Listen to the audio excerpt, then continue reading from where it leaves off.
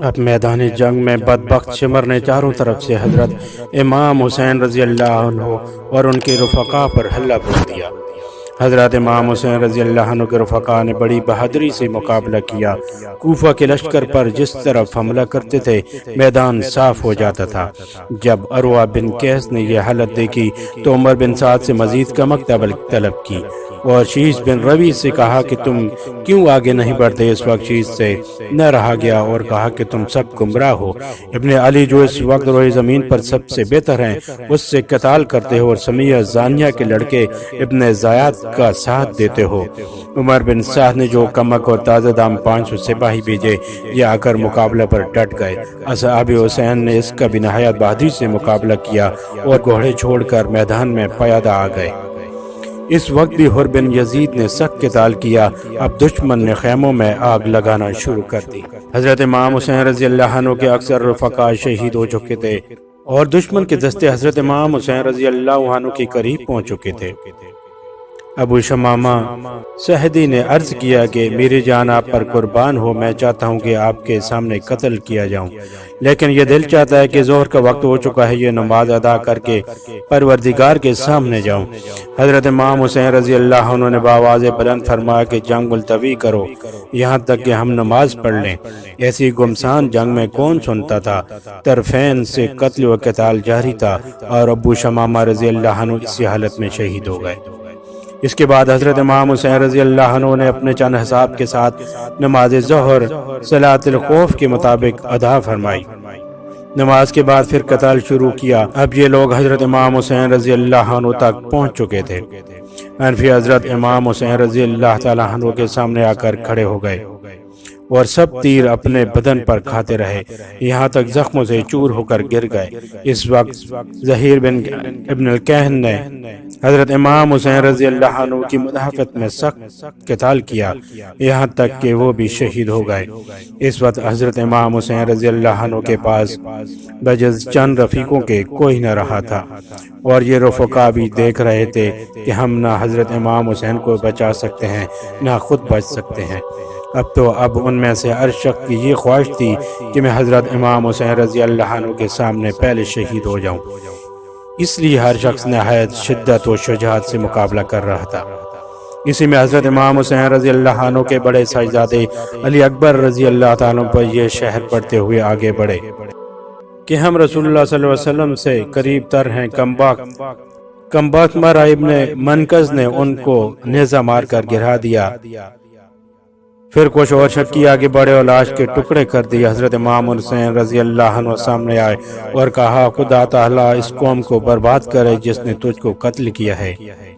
یہ لوگ اللہ تعالیٰ کے معاملے میں کیسے بے وقوف ہیں، تیرے بعد اب زندگی پر خاک ہے۔ ان کی لاش اٹھا کر خیمہ کے پاس لائی گئی۔ عمر بن سعد نے قاسم بن حسن رضی اللہ عنہ کے سر پر تلوار ماری، وہ گرے اور ان کے منہ سے نکلا یا اماں، تو حضرت حسین رضی اللہ عنہ نے دوڑ کر ان کو سنبھالا اور عمر پر تلوار سے حملہ کیا، کونی سے اس کا ہاتھ کٹ گیا۔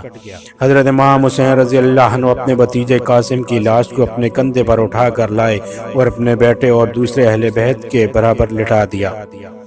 حضرت امام حسین رضی اللہ عنہ قریباً تنہا بے یار و مددگار رہ گئے، لیکن ان کی طرف بڑھنے کی کسی کو ہمت نہ ہوئی۔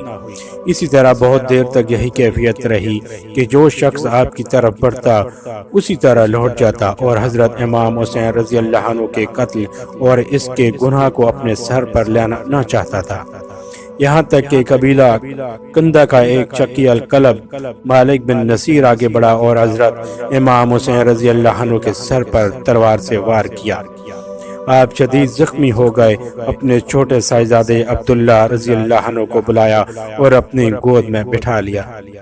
بنی سعد کے ایک بد نصیب نے ان کو بھی تیر مار کر ہلاک کر دیا۔ اس معصوم بچے کا خون لے کر زمین پر بکھیر دیا اور دعا کی کہ یا اللہ تو ہی ان ظالموں سے ہمارا انتقام لے۔ اس وقت حضرت امام حسین رضی اللہ عنہ کی پیاس حد کو پہنچ چکی تھی۔ آپ پانی پینے کے لیے دریائے فرات کے قریب تشریف لے گئے۔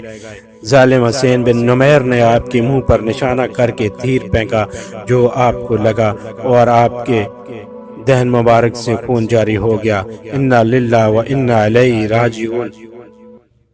اس کے بعد شمر 10 آدمی لے کر حضرت امام حسین رضی اللہ تعالی عنہ کی طرف بڑھا۔ حضرت امام حسین رضی اللہ عنہ شدید پیاس اور اتنے زخموں کے باوجود ان کا دلیرانہ مقابلہ کر رہے تھے، اور جس طرف حضرت امام حسین رضی اللہ تعالی عنہ بڑھتے یہ بھاگتے نظر آتے۔ اہل تاریخ نے لکھا ہے کہ یہ ایک بے نظیر واقعہ ہے کہ جس شخص کی اولاد اور اہل بیت قتل کر دی گئے اور ان کو شدید زخم لگے ہوں اور وہ پانی کے ایک ایک قطرے کے لیے ترس رہے ہوں، اور اس بہادری سے مقابلہ کر رہے ہیں کہ جس طرف رخ کرتا ہے مسلح سپاہی بھیڑ بکریوں کی طرح بھاگتے لگتے ہیں۔ شمر نے جب یہ دیکھا کہ حضرت امام حسین رضی اللہ عنہ قتل کرنے سے ہر شخص بچنا چاہتا ہے تو آواز دی کہ سب یکبارگی حملہ کرو۔ اس پر بہت سے بد نصیب آگے بڑھے، نیزوں اور تلواروں سے یکبارگی حملہ کیا، اور یہ ابن رسول اللہ صلی اللہ علیہ وآلہ وسلم خیر خلق اللہ فی الارض ظالموں کا دلیرانہ مقابلہ کرتے ہوئے شہید ہو گئے۔ انا للہ و انا الیہ راجعون۔ شمر نے خولی بن یزید سے کہا کہ ان کا سر کاٹ لو۔ وہ آگے بڑھا مگر ہاتھ کانپ گئے۔ پھر شقی بدبخت سنان ابن انس نے یہ کام انجام دیا۔ آپ کی لاش کو دیکھا تو 33 زخم نیزوں کے اور 34 زخم تلواروں کے آپ کے بدن پر تھے، تیروں کے زخم ان کے علاوہ۔ حضرت امام حسین رضی اللہ عنہ اور عام اہل بیت کے قتل سے فارغ ہو کر یہ ظالم علی اصغر حضرت زین العابدین رضی اللہ تعالیٰ عنہ کی طرف متوجہ ہوئے۔ شمر نے ان کو بھی قتل کرنا چاہا۔ حمید بن مسلم نے کہا کہ سبحان اللہ، تم بچے کو قتل کرتے ہو اور جبکہ وہ مریض بھی ہے۔ شمر نے چھوڑ دیا۔ عمر بن سعد آگے آئے اور کہا کہ ان عورتوں کے خیمے کے پاس کوئی نہ جائے اور اس مریض بچہ سے کوئی تحرز نہ کرے۔ ابن زیاد شکی کا حکم تھا کہ قتل کے بعد لاشوں کو گاڑوں کی ٹاپوں میں رون دیا جائے۔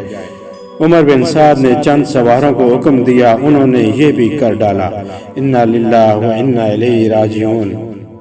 جنگ کے خاتمے پر مقتولین کی شمار کی گئی۔ حضرت امام حسین رضی اللہ تعالیٰ عنہ کے اصحاب میں 72 حضرات شہید ہوئے اور عمر بن سعد کے لشکر کے 88 سپاہی مارے گئے۔ حضرت امام حسین رضی اللہ عنہ اور ان کے رفقا کو اہل فاغریہ نے ایک روز بعد دفن کیا۔